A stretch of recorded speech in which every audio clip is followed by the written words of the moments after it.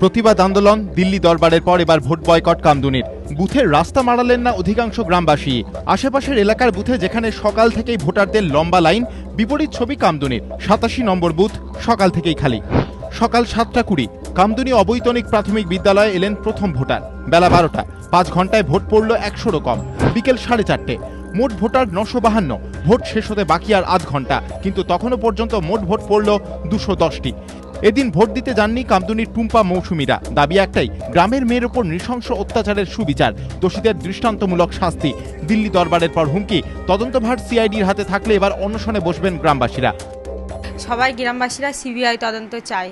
তা আমরা এখনও বলতে চাই যে সিআইডি এই মামলা নিলে পারে আমাদের গ্রামবাসীরা আবার অনশন করবে বলেছেন। যে যদি সিআইডির হাতে এই মামলা থাকে, গ্রামবাসীরা সমস্ত জান দিয়ে দেবে, তবু তারা ন্যায্য বিচার যদি না পায়, এরা সবাই অনশনে বসবে। আমাদের সিবিআই তদন্ত তাড়াতাড়ি চাই। ভোট আমাদের গ্রামের লোক যা করবে তাই। আমি কি, তোমরা কি ভোট দিচ্ছ? পরিবারের তরফ থেকে মনে হয় ভোট দেবে না, এরকমই।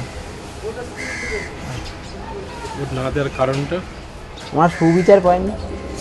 বিকেল 5টা, ভোট শেষ কামদুনির। ভোট পড়ল 265টি। ভোটের বাক্সেও প্রতিফলিত প্রতিবাদ। দাবি একটাই, ঘটনার সিবিআই তদন্ত, দোষীদের দৃষ্টান্তমূলক শাস্তি, না হলে এবার অনশন। সঞ্চয়ন মিত্র, এবিপি আনন্দ, উত্তর 24 পরগনা।